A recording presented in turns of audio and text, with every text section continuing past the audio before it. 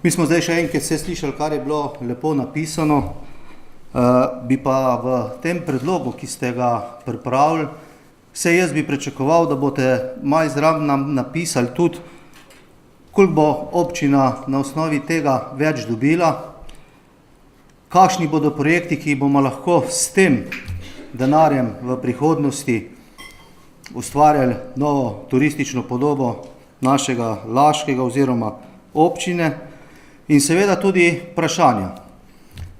Če pogledamo, naprimer, Planinsko zvezo Slovenije, 60 000 članov, malo manj. Približno po tej taksi bojo plačali za 3 dni bivanja v koči 28 € več. Približno, to je tak izračun, ki sem ga tudi dobil. Imam pa tudi vprašanje plačevanja dvojne takse. Mi imamo gosta v Rimskih termah, glede na to, da smo zdaj tukaj. Gost si bo zaželel iti po naših planinskih poteh, prespal bo naprimer na Mrzlici, plačal bo dvakratno takso. Enkrat na Mrzlici, enkrat tukaj, ker je tle prijavljen. To imamo vprašanja, ki se jih moramo zavedati. In na vse zadnje, za mene osebno je ta dvig, glede na to, da niste nobenih programov, kaj bo občina s tem denarjem oziroma koliko ga bo več, previsoka in predlagam, da jo znižamo na kompletnost tisto, ki jo imamo predlagano. Vemo s 1.1. na 2,5, smo skoraj tako kot Ljubljana, da gremo z 1.1. da pridemo na 2 €, če že moramo, da bomo s tem gradili boljši turizem. Hvala lepa.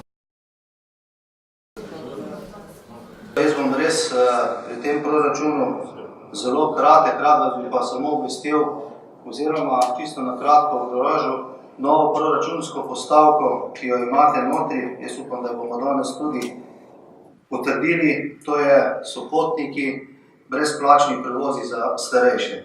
Mi smo se v zadnjih 5 mesecih, tukaj smo se usklajevali tudi z občinsko upravo, prišli do enega zaključka, da naj bi bili ena izmed 12 občin dobre prakse pri zagotavljanju mobilnosti za starejše.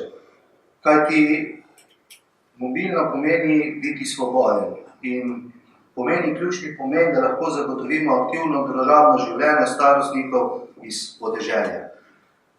V naslednjih mesecih vas bomo o tem seznanjali, kako in na kakšen način bomo tem našim starejšim ljudem na podeželju omogočili, da bomo preko Centra za socialno delo, občinske uprave, posameznikov, predvsem prostovoljcev, lahko ta projekt izvedli. Jaz upam, da bo zaživel.